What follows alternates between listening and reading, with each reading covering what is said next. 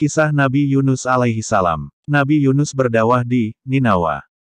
Tidak banyak yang dikisahkan oleh Al-Quran tentang Nabi Yunus sebagaimana yang telah dikisahkan tentang Nabi-Nabi Musa, Yusuf dan lain-lain. Dan sepanjang yang dapat dicatat dan diceritakan oleh para sejarawan dan ahli tafsir tentang Nabi Yunus ialah bahwa beliau bernama Yunus bin Matta. Ia telah diutuskan oleh Allah untuk berdakwah kepada penduduk di sebuah tempat bernama Ninawa, yang bukan kaumnya dan tidak pula ada ikatan darah dengan mereka. Ia merupakan seorang asing mendatang di tengah-tengah penduduk Ninawa itu.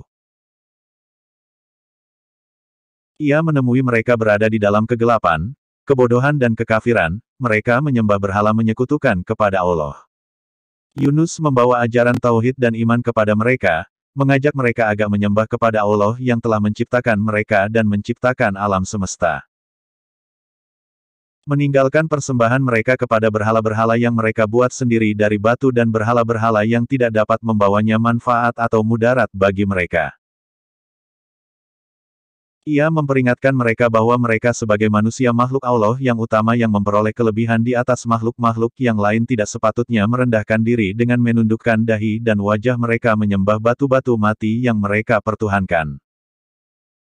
Padahal itu semua buatan mereka sendiri yang kadang-kadang dan dapat dihancurkan dan diubah bentuk dan memodelnya. Ia mengajak mereka berpikir memperhatikan ciptaan Allah di dalam diri mereka sendiri.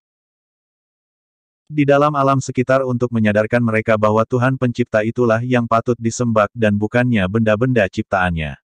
Ajaran-ajaran Nabi Yunus itu bagi para penduduk Ninawa merupakan hal yang baru yang belum pernah mereka dengar sebelumnya. Karenanya mereka tidak dapat menerimanya untuk menggantikan ajaran dan kepercayaan yang telah diwariskan oleh nenek moyang mereka yang sudah menjadi adat kebiasaan mereka turun-temurun. Apalagi pembawa agama itu adalah seorang asing tidak seketurunan dengan mereka. Mereka berkata kepada Nabi Yunus, apakah kata-kata yang engkau ucapkan itu dan kedustaan apakah yang engkau anjurkan kepada kami tentang agama barumu itu?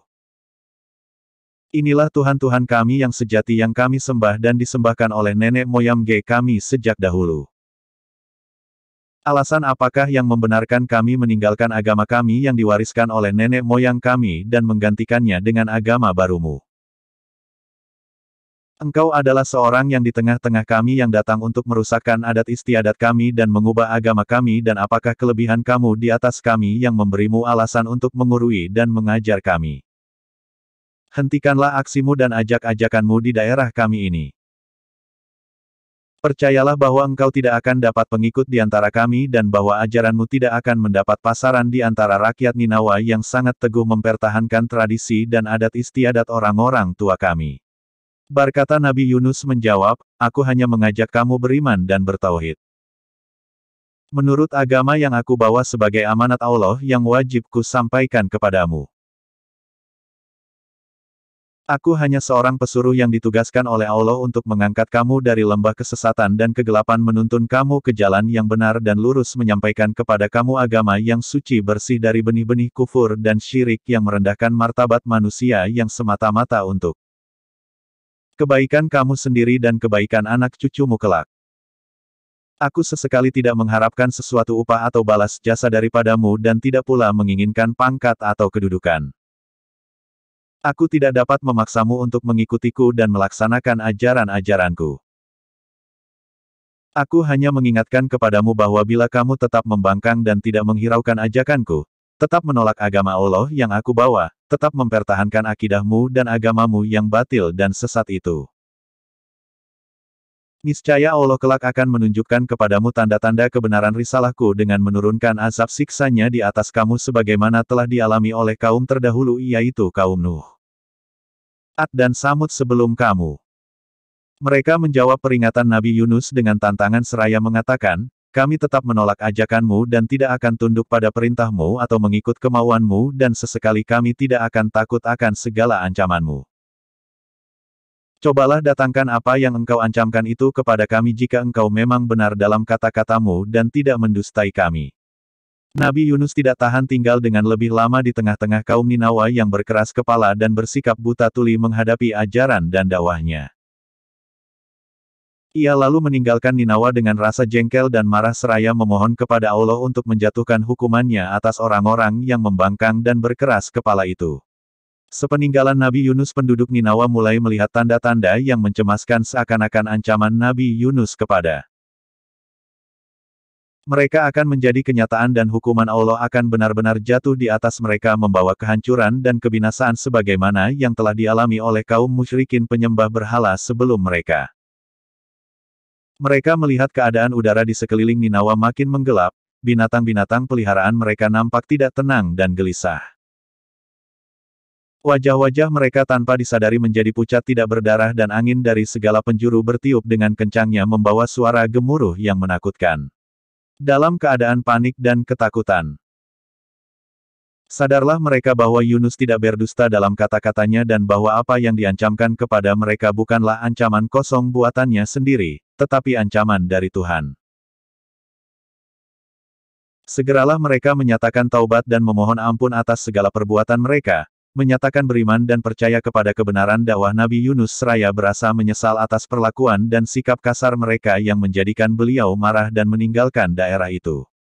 Untuk menebus dosa, mereka keluar dari kota dan beramai-ramai pergi ke bukit-bukit dan padang pasir, seraya menangis memohon ampun dan rahmat Allah agar dihindarkan dari bencana azab dan siksaannya.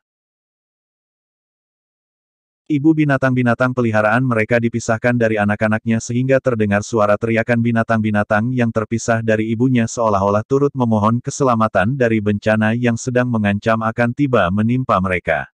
Allah yang Maha mengetahui bahwa hamba-hambanya itu jujur dalam taubatnya dan rasa sesalannya dan bahwa mereka memang benar-benar dan hatinya sudah kembali beriman dan dari hatinya pula memohon dihindarkan dari azab siksanya. Berkenan menurunkan rahmat-Nya dan mengurniakan makfirat-Nya kepada hamba-hambanya yang dengan tulus ikhlas menyatakan bertaubat dan memohon ampun atas segala dosanya. Udara gelap yang meliputi Ninawa menjadi terang, wajah-wajah yang pucat kembali merah dan berseri-seri dan binatang-binatang yang gelisah menjadi tenang. Kemudian kembalilah orang-orang itu ke kota dan ke rumah masing-masing dengan penuh rasa gembira dan syukur kepada Allah yang telah berkenan menerima doa dan permohonan mereka. Berkatalah mereka di dalam hati masing-masing setelah merasa tenang, tenteram dan aman dari malapetaka yang nyaris melanda mereka, di manakah gerangan Yunus sekarang berada? Mengapa kami telah tunduk kepada bisikan Saitan dan mengikuti hawa nafsu, menjadikan dia meninggalkan kami dengan rasa marah dan jengkel karena sikap kami yang menentang dan memusuhinya. Alangkah bahagianya kami andaikan ia masih berada di tengah-tengah kami menuntun dan mengajari kami hal-hal yang membawa kebahagiaan kami di dunia dan di akhirat. Ia adalah benar-benar Rasul dan Nabi Allah yang telah kami sia-siakan. Semoga Allah mengampuni dosa kami. Adapun tentang keadaan Nabi Yunus yang telah meninggalkan kota Ninawa secara mendadak, maka ia berjalan kaki mengembara naik gunung turun gunung tanpa tujuan. Tanpa disadari ia tiba-tiba berada di sebuah pantai melihat sekelompok orang yang lagi bergegas-gegas hendak menumpang sebuah kapal. Ia minta dari pemilik kapal agar diperbolehkan ikut serta bersama lain-lain penumpang. Kapal segera melepaskan sauhnya dan meluncur dengan lajunya ke tengah laut yang tenang. Ketenangan laut itu tidak dapat bertahan lama, kerana sekonyong-konyong tergoncang dan terayunlah kapal itu oleh gelombang besar yang datang mendadak diikuti oleh tiupan angin taufan yang kencang. Sehingga menjadikan juru mudi kapal berserta seluruh penumpangnya berada dalam keadaan panik ketakutan melihat keadaan kapal yang sudah tidak dapat dikuasai keseimbangannya.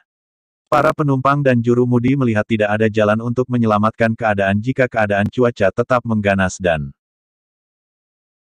tidak mereda, kecuali dengan jalan meringankan beban berat muatan dengan mengorbankan salah seorang daripada para penumpang. Undian lalu dilaksanakan untuk menentukan siapakah di antara penumpang yang harus dikorbankan. Pada tarik pertama keluarlah nama Yunus, seorang penumpang yang mereka paling hormati dan cintai. Sehingga mereka semua merasa berat untuk melemparkannya ke laut menjadi mangsa ikan. Kemudian diadakanlah undian bagi kali kedua dengan masing-masing penumpang mengharapkan jangan sampai keluar lagi nama Yunus yang mereka sayangi itu. Namun melesetlah harapan mereka dan keluarlah nama Yunus kembali pada undian yang kedua itu. Demikianlah bagi undian bagi kali yang ketiganya yang disepakati sebagai yang terakhir dan yang menentukan nama Yunuslah yang muncul yang harus dikorbankan untuk menyelamatkan kapal dan para penumpang yang lain. Nabi Yunus yang dengan telitinya memperhatikan sewaktu undian dibuat merasa bahwa keputusan undian itu adalah kehendak Allah yang tidak dapat ditolaknya yang mungkin di dalamnya terselip hikmah yang ia belum dapat menyelaminya. Yunus sadar pula pada saat itu bahwa ia telah melakukan dosa dengan meninggalkan Ninawa sebelum memperoleh perkenan Allah, sehingga mungkin keputusan undian itu adalah sebagai penebusan dosa yang ia lakukan itu. Kemudian ia beristihara mengheningkan cipta sejenak dan tanpa ragu segera melemparkan dirinya ke laut yang segera diterima oleh lipatan gelombang yang sedang mengamuk dengan dahsyatnya di bawah langit yang kelam pekat. Selagi Nabi Yunus berjuang melawan gelombang yang mengayun-ayunkannya, Allah mewahyukan kepada seekor ikan paus untuk menelannya bulat-bulat dan menyimpangnya di dalam perut sebagai amanat Tuhan yang harus dikembalikannya utuh tidak tercedera kelak bila saatnya tiba. Nabi Yunus yang berada di dalam perut ikan paus yang membawanya memecah gelombang timbul dan tenggelam ke dasar laut merasa sesak dada dan bersedih hati seraya memohon ampun kepada Allah atas dosa dan tindakan yang salah yang dilakukannya tergesa-gesa. Ia berseru di dalam kegelapan perut ikan paus itu, "Ya Tuhanku, sesungguhnya tiada Tuhan selain Engkau, Maha Sucilah Engkau dan sesungguhnya aku telah berdosa dan menjadi salah seorang dari mereka yang zalim." Setelah selesai menjalani hukuman Allah, selama beberapa waktu yang telah ditentukan, ditumpahkanlah Nabi Yunus oleh ikan paus itu yang mengandungnya dan dilemparkannya ke darat. Ia terlempar dari mulut ikan ke pantai dalam keadaan kurus, lemah dan sakit. Akan tetapi Allah dengan rahmatnya menumbuhkan di tempat ia terdampar sebuah pohon labu yang dapat menaungi Yunus dengan daun-daunnya dan menikmati buahnya. Nabi Yunus setelah sembuh dan menjadi segar kembali diperintahkan oleh Allah agar pergi kembali mengunjungi Ninawa di mana 100.000 lebih penduduknya mendamba-dambakan kedatangannya untuk memimpin mereka dan memberi tuntunan lebih lanjut untuk menyempurnakan iman dan akidah mereka. Dan alangkah terkejutnya Nabi Yunus tatkala masuk Ninawa dan tidak melihat satu pun patung berhala berdiri. Sebaliknya ia menemui orang-orang yang dahulunya berkeras kepala menentangnya dan menolak ajarannya dan kini sudah menjadi orang-orang mukmin, soleh dan beribadah memuja-muji Allah SWT. Pokok cerita tentang Yunus terurai di atas dikisahkan oleh Al-Quran dalam surah Yunus ayat 98. Surah Al-Anbiya, ayat 87. 88 dan surah Ash-Safat ayat 139 sehingga ayat 148. Pelajaran yang dapat dipetik dari kisah Nabi Yunus. Bahwasannya seorang yang bertugas sebagai dai, juru dakwah harus memiliki kesabaran dan tidak boleh cepat-cepat marah dan berputus asa bila dakwahnya tidak dapat sambutan yang selayaknya. Atau tidak segera diterima oleh orang-orang yang didakwahinya. Dalam keadaan demikian ia harus bersabar mengawal emosinya serta tetap meneruskan dakwahnya dengan bersikap bijaksana dan lemah lembut, sebagaimana firman Allah dalam surah An-Nahl ayat 125 yang bermaksud, "Serulah. Berdakwahlah kepada jalan Tuhanmu dengan hikmah dan pengajaran yang baik dan bantahlah mereka dengan cara yang baik, sopan dan lemah lembut." Di dalam diri Nabi Yunus Allah telah memberi contoh betapa ia telah disesalkan atas tindakannya yang tergesa-gesa karena kehilangan kesabaran. Meninggalkan kaum Ninawa. Padahal mereka masih dapat disadarkan untuk menerima ajakannya andaikan ia tidak terburu-buru marah dan meninggalkan mereka tanpa berunding lebih dahulu dengan Allah yang telah mengutusnya. Atas pelanggaran yang telah dilakukan tanpa sadar Allah telah memberi hukuman kepada Nabi Yunus berupa kurungan dalam perut ikan paus sebagai peringatan dan pengajaran agar tidak terulang lagi setelah ia diberi ampun dan disuruh kembali ke Ninawa melanjutkan dakwahnya.